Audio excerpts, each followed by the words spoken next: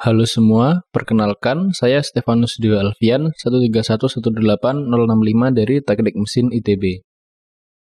Kali ini kita akan melakukan praktikum fenomena dasar mesin mode 3 dengan judul Analisis Getaran pada Mesin Kendaraan dan Massa Tak Balance. Dengan dosen pembimbing yaitu Bapak Arif Haryanto dan Kak Faris. Pada praktikum ini, kita akan mengamati fenomena getaran yang muncul ketika mesin kendaraan dinyalakan, dimatikan, dan dioperasikan pada RPM tertentu. Selain itu, kita juga akan mengamati karakteristik getaran jika suatu sistem mengalami kerusakan berupa massa tak balance. Tujuan dari percobaan ini yaitu mengetahui komponen penyebab getaran pada suatu sistem dan bagaimana ciri-cirinya jika suatu sistem mengalami kerusakan. Sehingga kita bisa memprediksi apakah komponen di dalam sistem kita membutuhkan perbaikan atau penggantian tanpa perlu mematikannya terlebih dahulu. Peralatan yang digunakan dalam praktikum ini yaitu Arduino Uno, akselerometer, modul Bluetooth, dan baterai. Akselerometer berfungsi untuk menangkap sinyal getaran dengan cara mengukur percepatan yang dialami dalam 3 sumbu, yaitu sumbu X, sumbu Y, dan sumbu Z. Data tersebut kemudian disalurkan ke Arduino yang menjadi pusat kendali sistem, kemudian mengirimkannya ke komputer melalui sambungan Bluetooth. Akselerometer dan modul Bluetooth ditancapkan pada breadboard untuk membantu pemasangan kabel serta menjadi dudukan yang kuat ketika dalam pengujian nanti.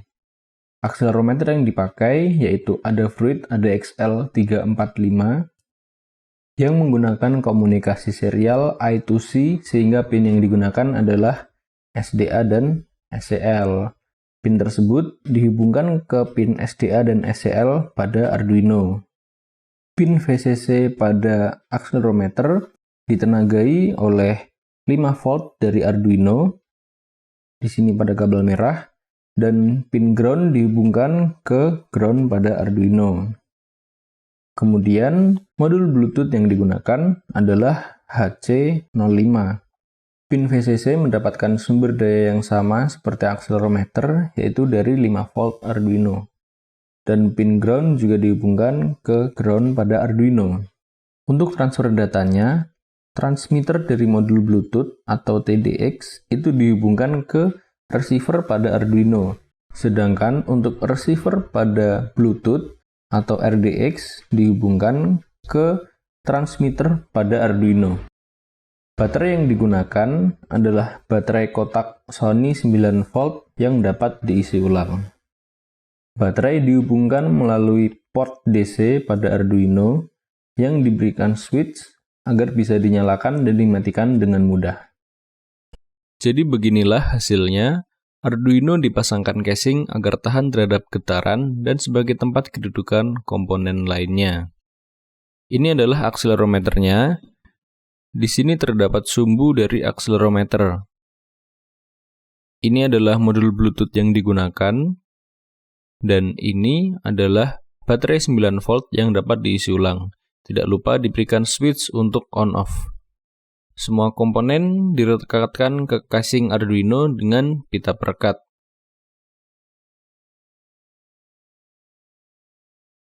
Ini adalah program untuk Arduino, serial port menggunakan baud rate 115.200. Akselerometer diset jaraknya menjadi plus minus 4G. Kemudian dikalibrasi ketiga sumbunya.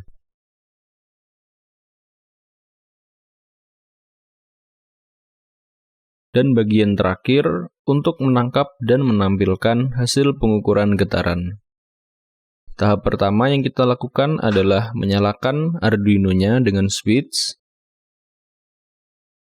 Akan muncul warna merah pada Bluetooth-nya. Kemudian pada komputer kita sambungkan ke Bluetooth. Di sini sudah pair.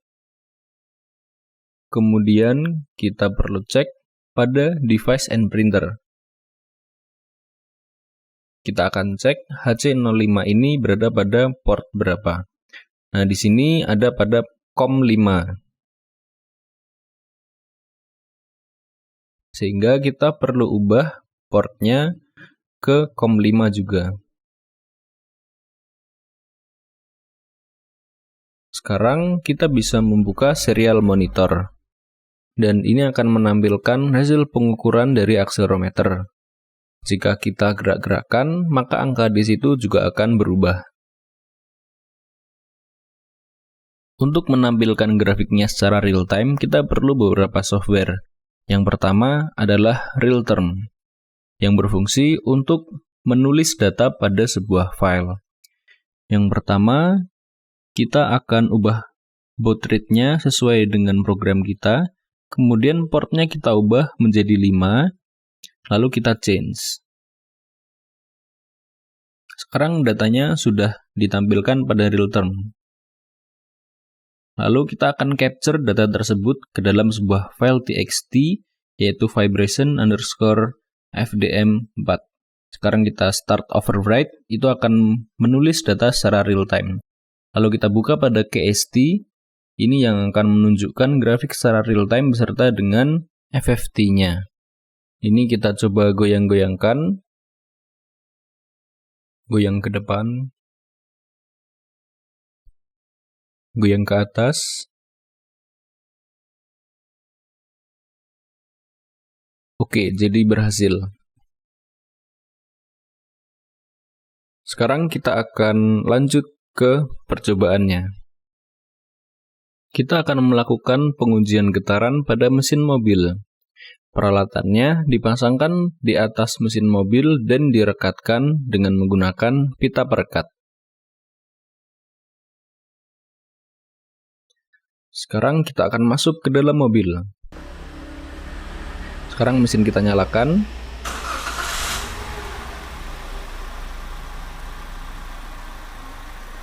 Dan ini dalam keadaan idle.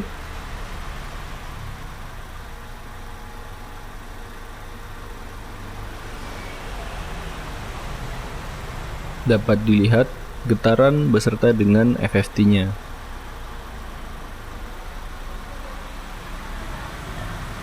Lalu kita akan coba untuk 2000 rpm.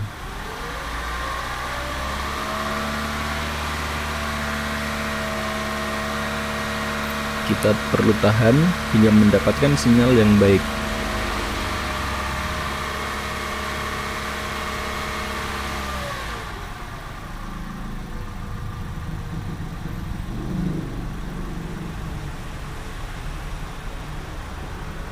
Kemudian yang terakhir kita akan lakukan untuk 3000 rpm.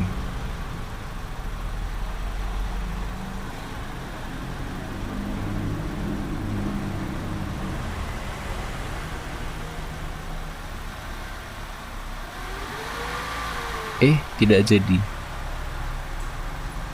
Oke, sekarang beneran.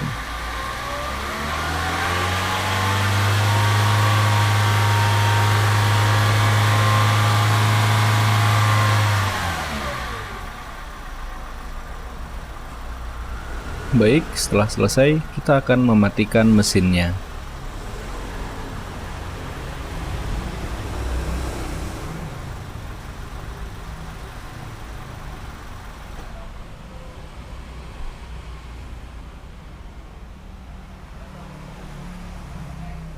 Percobaan yang kedua adalah mengukur getaran pada kipas yang sudah diberikan massa tak balance. Peralatan dipasangkan di atas kipas, kemudian direkatkan dengan pita perekat.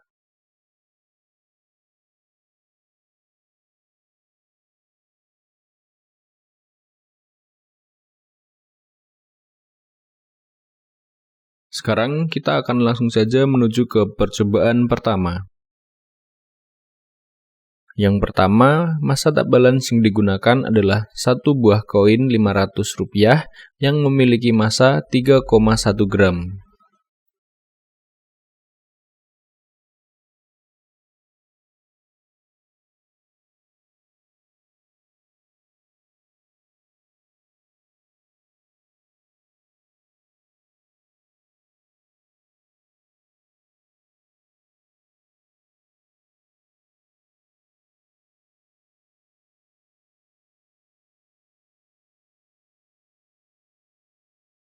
Oke, kemudian untuk percobaan yang kedua kita menggunakan dua buah uang koin Rp500 yang memiliki berat total sebesar 6,1 gram.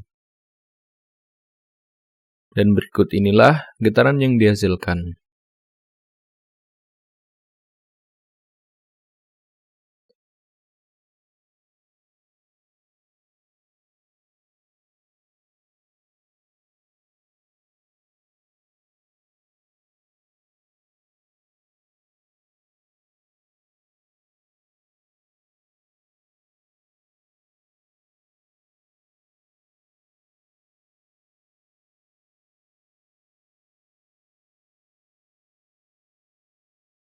Setelah kita mendapatkan data getaran, kita import ke MATLAB, lalu kita lakukan fast Fourier transform dengan bantuan sintaks FFT.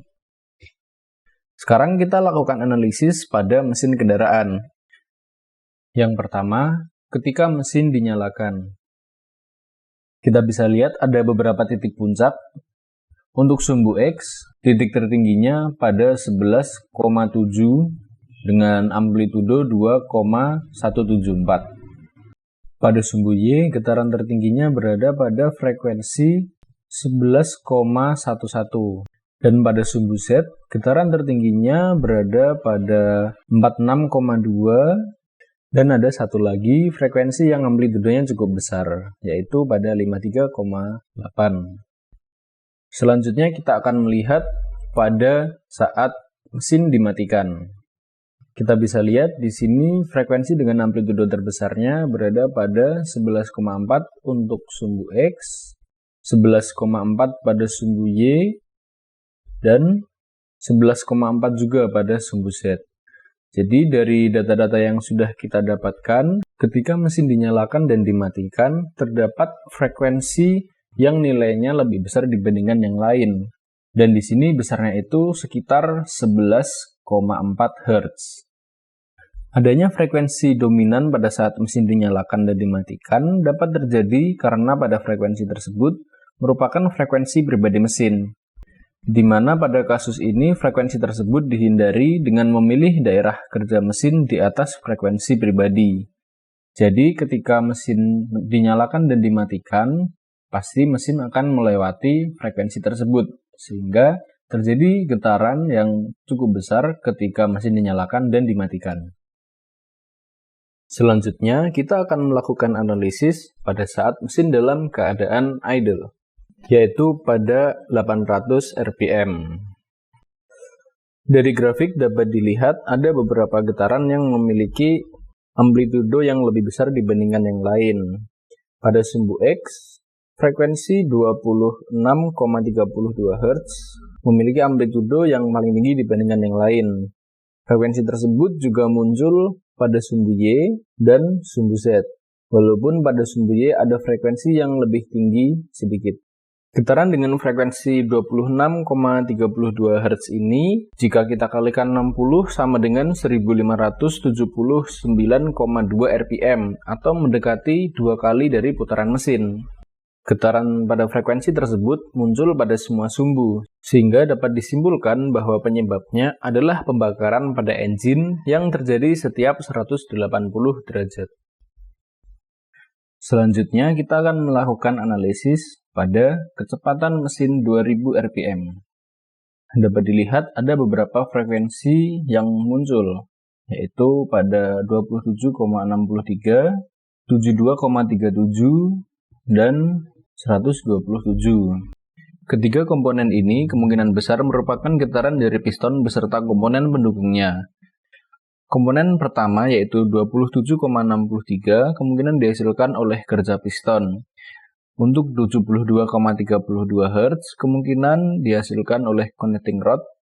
Sedangkan pada frekuensi 127 Hz kemungkinan disebabkan oleh komponen yang berada pada head mesin, yaitu katup dan camshaft. Selanjutnya, kita akan melakukan analisis pada kecepatan mesin 3000 rpm. Dapat dilihat, di ketiga sumbu terdapat frekuensi yang lebih tinggi dibandingkan yang lain, yaitu pada 6,579 Hz. Amplitudonya pun lebih besar dibandingkan dengan getaran pada 2000 rpm tadi. Selain dari frekuensi 6,579 Hz ini, frekuensi lain tidak begitu terlihat amplitudenya. Sehingga frekuensi ini mengindikasikan getaran total pada blok mesin yang disanggah oleh mounting engine. Jika getaran ini memiliki amplitudo yang cukup besar, kemungkinan terjadi kerusakan pada mounting seperti pecah atau mengeras. Sekarang kita akan melakukan analisis pada kipas yang telah diberikan massa tak balance. Yang pertama untuk massa 3,1 gram. Dapat dilihat di sini terdapat frekuensi yang amplitudonya lebih besar dibandingkan dengan amplitudo pada frekuensi lain, yaitu pada 11,05. Selanjutnya kita akan melihat respon getaran pada kipas yang diberi massa tak balance sebesar 6,1 gram. Pada kedua percobaan massa tak balance, terdapat frekuensi di sekitar 11 Hz yang amplitudonya lebih besar dibandingkan pada frekuensi lain. Getaran tersebut muncul akibat adanya massa tak balance yang berputar sesuai dengan kecepatan putar kipas. Amplitudo getaran akibat massa tak balance 6,1 gram ini lebih besar dibandingkan 3,1 gram. Sehingga semakin tak balance suatu sistem, semakin besar amplitudo getarannya. Jadi dapat disimpulkan getaran dengan frekuensi rendah dan memiliki amplitudo jauh lebih besar dibandingkan yang lain mengindikasikan adanya massa tak balance pada suatu sistem. Jadi begitulah praktikum yang sudah kita lakukan. Semoga bermanfaat bagi kita semua. Tetap jaga kesehatan, Tuhan berkati kita semua, dan terima kasih.